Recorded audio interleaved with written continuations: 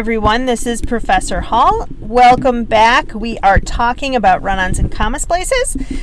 This is the fourth in our series, and if you haven't seen parts 1 through 3, I highly recommend clicking on my name. There is a playlist for sentence structures and grammar errors. I also think if you haven't seen the thing on sentence structures, that can help, because a lot of the terms that we use today, things like independent clause and dependent clause, I went over in that part about sentence structures. But today we're going to finally, at last, we're going to look at comma splices and run-ons in short paragraphs. So we're going to do a little bit of practice with single sentences, again, almost kind of like review, and then we'll look at 2 paragraphs and we will talk about how to find and fix the errors. Run-on sentences everywhere. That's how I feel sometimes looking at student papers. I talk about fragments first, but I don't see fragments as often as I see run-on sentences, because we often talk in run-on sentences. So it's a little bit difficult when we're moving to writing to be have proper punctuation and all that. But anyway, let's get started. So what have we learned? Where are we and where are we going? Last time we talked about what is a run-on, and then we looked at run-on sentences in different sentence structures.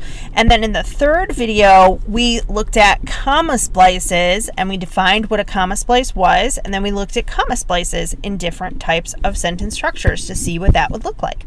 Today, we're going to look at those same errors in short paragraphs. So how do you find these things in context when you have a bigger amount of text?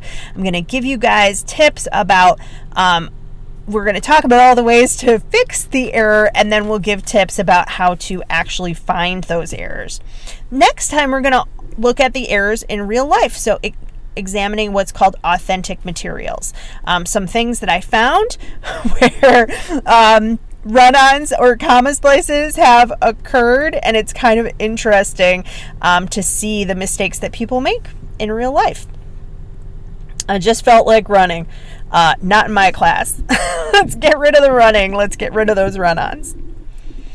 Later on, we're also going to look at rules for using commas. I find that this is something that a lot of people get confused about. So we'll go over the rules one by one in even shorter lectures than these have been. But our plan for run-ons, what step are we on? Well, we kind of, let me get my pen here.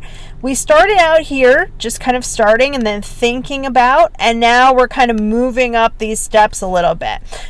We learned what a run-on sentence was in a comma splice, how to find and fix. Now we're working on comprehension, examining examples in pairs and short paragraphs. Then, as I said, we're going to look at them in real life, so kind of analyzing things, fully understanding and then analyzing. And then, to be honest, this is the most important part, practicing on your own. When you try and then you do it in your writing and then you do it again and then you keep on doing it, that's when you really learn them. So I want to really stress, especially if you're not in my class and you're watching this video, you can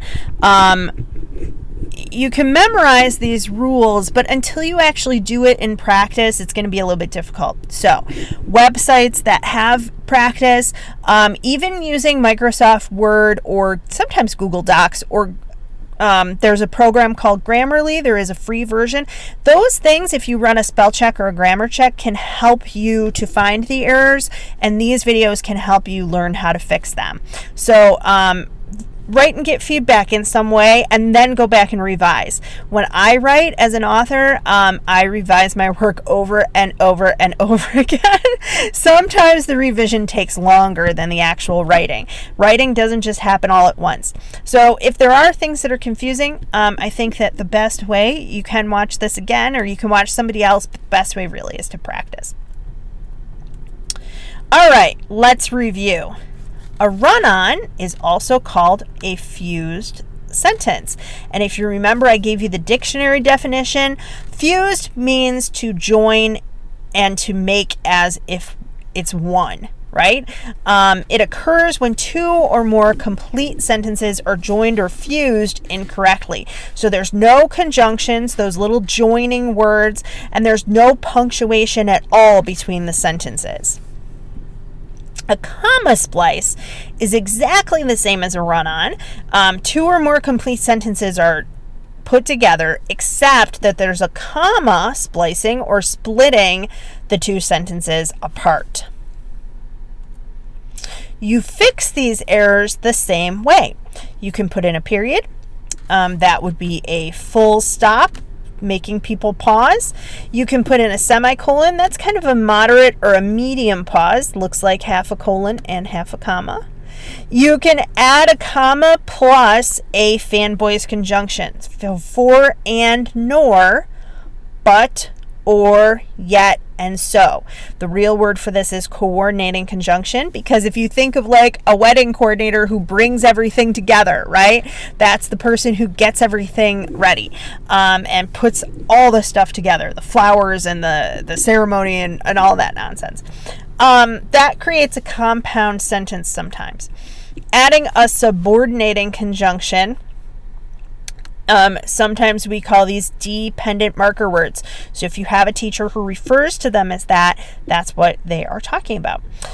So you put in that and you create a complex sentence, or sometimes, depending on if there's more to it, it might be compound complex. But you are putting in a word to make it dependent so that it's not a complete thought and it needs to be joined correctly with another complete thought. Or you can just rewrite it completely.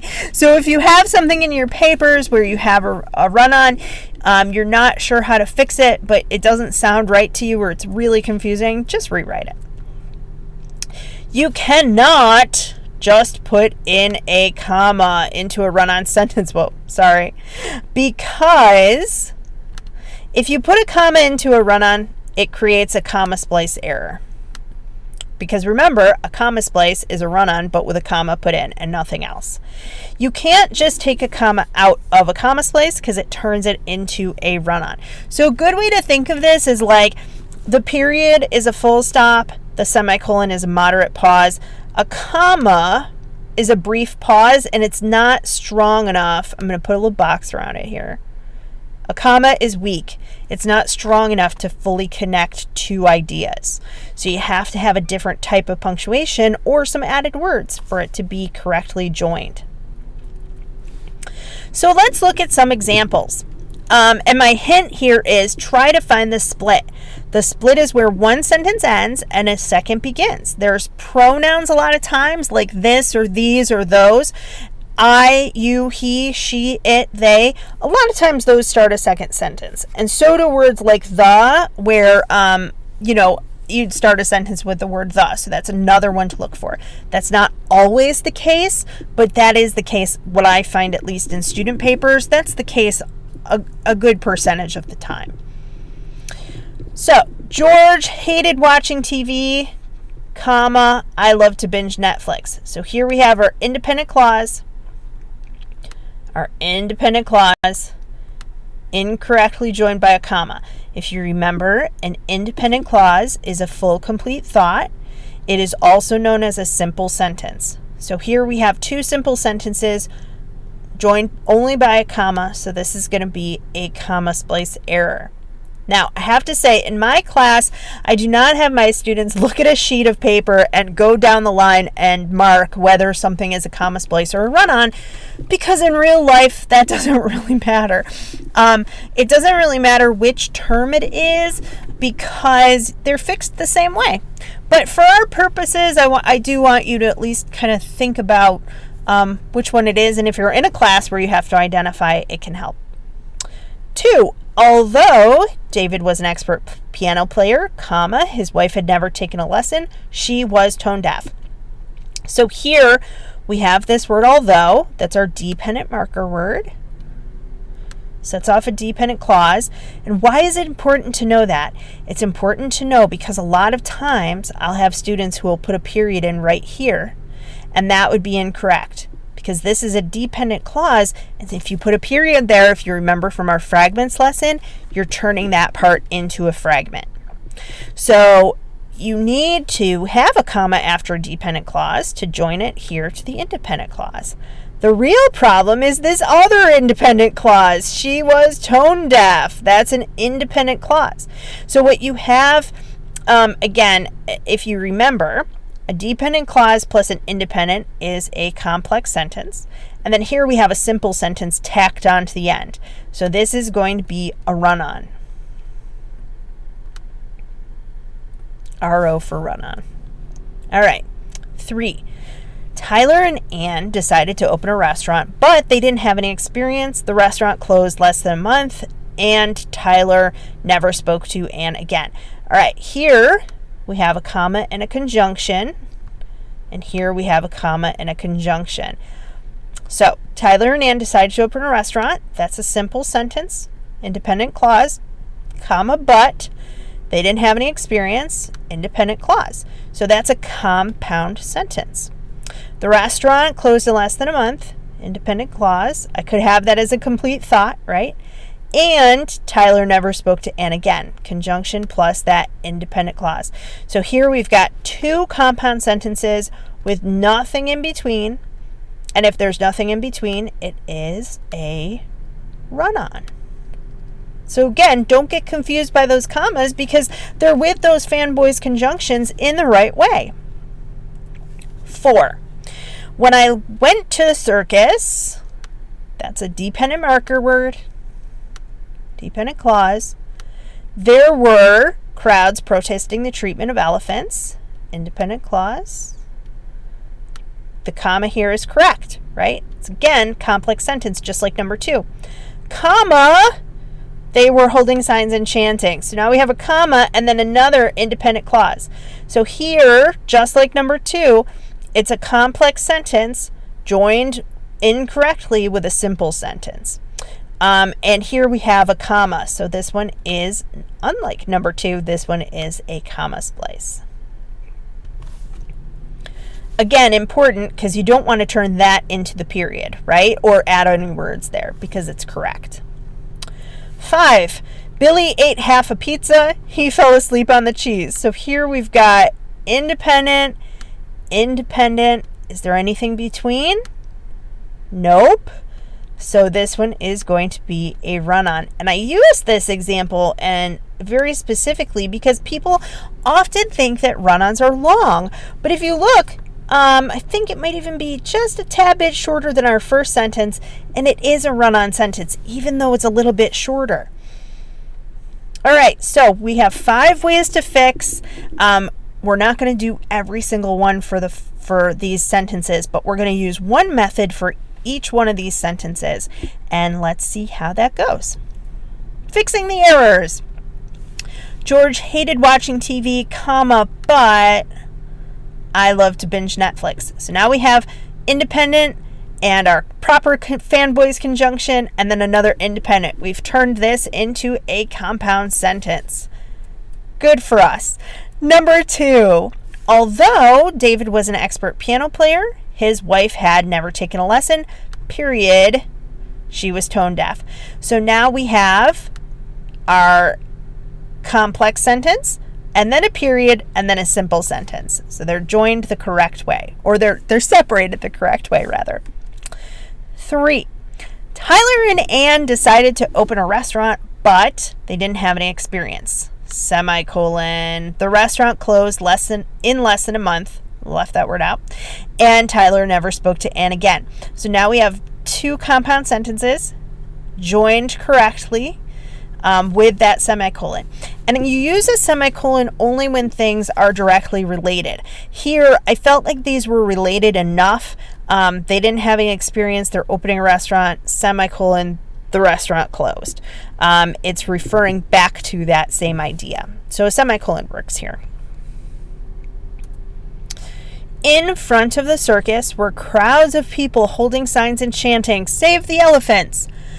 I thought about this sentence a lot, and I just felt like rewording it would be easier. I'll go back for a moment to the original. Okay, if you look, putting in a period here would be okay, but then I would have "they were holding signs and chanting," which is really short and doesn't connect fully to the crowds. A semicolon, I guess, would have been okay. but it didn't sound right to me. It didn't sound right. And those are the things, I talked before about when you're doing writing, even if it's an academic paper, you have those choices that you can make, which still gives you a little bit of creativity. And even here, a fanboy's conjunction of having and they were holding signs and chanting, but they were holding signs and chanting. None of those words kind of seemed to work for me. So I just rewrote it. And I also felt like this dialogue, save the elephants, would be a tiny bit more interesting as well. Billy ate half a pizza before he fell asleep on the cheese.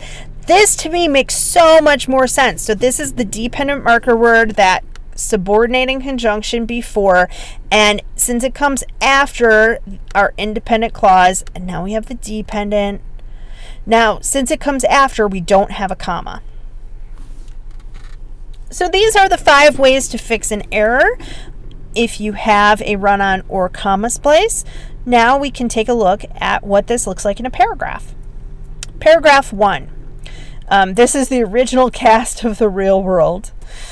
Reality television is a genre of television programming that documents purportedly, that means supposedly or reportedly, but maybe not, unscripted real-life situations. These shows starred unknown individuals rather than professional actors. So I'm going to underline the comma here, and then we're going to square up the period just to see where our sentences end. Reality television came into prominence in the early 1990s with The Real World. Square. By the early 2000s, viewers saw the global success of the series Survivor, Idols, and Big Brother, all of which became global franchises, period. Okay, so 3 sentences. One of them has an error. So if we look at the commas, let's take a look at those. Starting down here. By the early 2000s, we can't put a period in there to start a new thought, right? Because that's not a complete sentence. Viewers saw the global successes of the series Survivor. We're not going to put a period there, right? This is a list. Survivor, Idols, and Big Brother. And then this is a phrase that describes the list, all of which became global franchises. So we have our, a clause that describes those shows. So we have a proper comma there. So what about this comma here? If we had a period at that point, would that work? That's a good way to try to test this out. These shows starred unknown individuals rather than professional actors. Does that sound like a complete sentence? Or do we need the comma?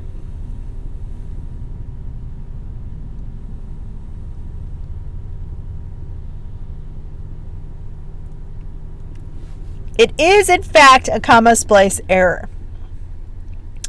So I've broken the sentences up. The tribe has spoken. We need to put out this comma splice error. Broken the sentences up so you can see them a little bit better and see the length. We talked before about sentence variety. Reality television is a genre of television programming that documents purportedly unscripted situations in real life situations.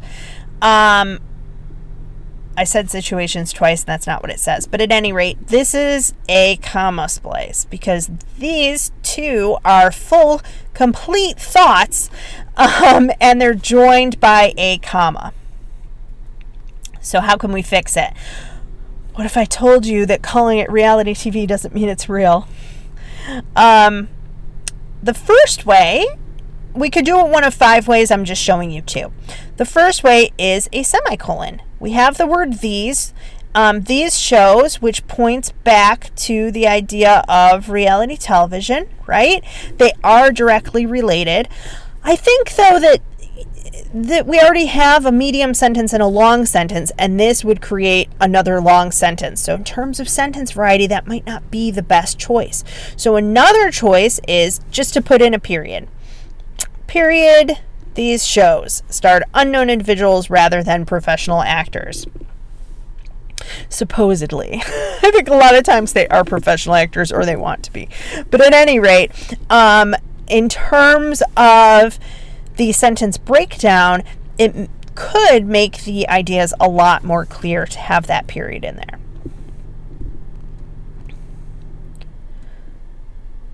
Now, we have one more paragraph from the same document about reality TV. Paragraph 2.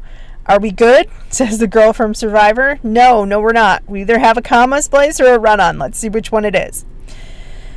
Documentaries, television shows, television news, sports television, talk shows, and traditional game shows are generally not classified as reality television. So I'm going to block off the period. Now, if you notice, these commas,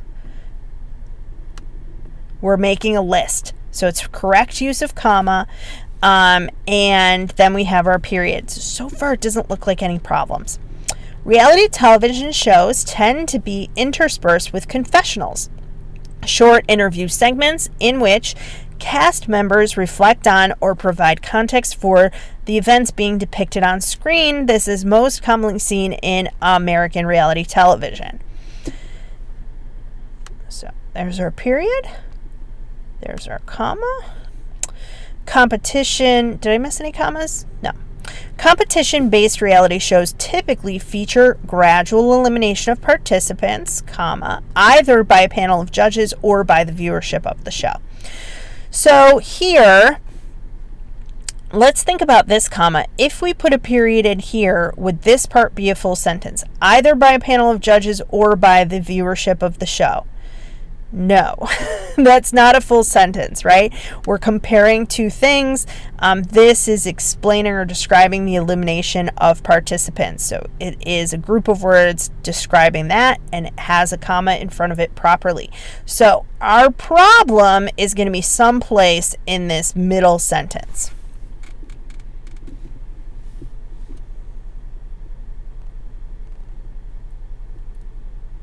It's a run-on. I'm not done, dude. Running on and on and on. So there's the first sentence, there's the second, and there's the third. This comma about confessionals, short interview segments, again, this is explaining or describing or modifying this idea of confessionals. Same way that this elimination is being described here. So again, we have a comma. We're going to talk about those more when we get into comma rules, but for now, just know that those commas are proper. But we have this pronoun this, which starts off an independent clause. This is commonly seen, and it's joined incorrectly to this part before it.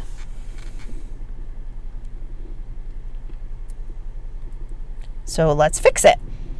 Run-on sentences. I will find you and I will eliminate you.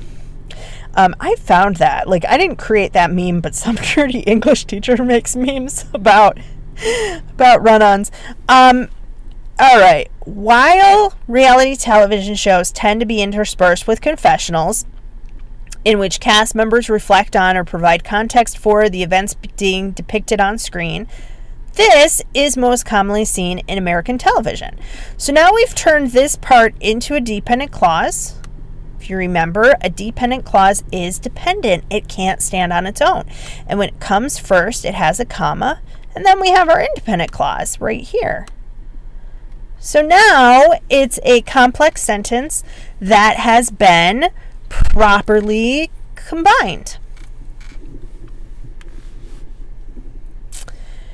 Reality television shows, etc., reflect on or provide context for the events being depicted on screen, comma, yet this is most commonly seen in American reality shows. So here we have a compound sentence. We've joined these two parts correctly with a comma and a fanboys conjunction. And as I said before, there's 5 ways to fix these. I could reword it completely. I could say something like, confessionals are short interview segments. In confessionals, in confessionals, cast members reflect on the events being depicted on screen, period. Reality television uses confessionals, comma, but this is most commonly seen in American shows. Or I could just put a period in. I could put a period in here and just start this with a capital T, right? Or I could connect them with a semicolon. It really is up to you how you want to revise them. As long as you find and fix the error, the method you choose isn't as important. As long as you do have sentence variety and you don't have too many short, choppy sentences or too many super long sentences with semicolons everywhere. All right, let's review. That's me after reading Run-Ons. A prettier version of me, I guess. In real life, it might be difficult to identify clauses or types of sentences. You can kind of see that in our paragraphs. It's hard sometimes to figure out, is that comma in the right space? Do I have a run-on? And you can't always go by length. But if you try to look for the split where one idea seems to end and another idea begins, that can help you out quite a bit. If you can't tell whether the problem is a run-on or a comma splice in real life, that's kind of okay because you fix them the same way. You can add the period, you can add a semicolon when they're directly related, you can add a comma in a fanboys conjunction, or you can add a subordinating conjunction, a dependent marker word. Or you can just rewrite them completely. Next time, we actually are going to look at authentic materials next time, and then we will look at other comma rules. So if you didn't understand how the commas were used this time, that next set of lectures about comma rules could be helpful. If you have any questions, you can leave them in the comments, and I look forward to talking with you guys again. Thanks.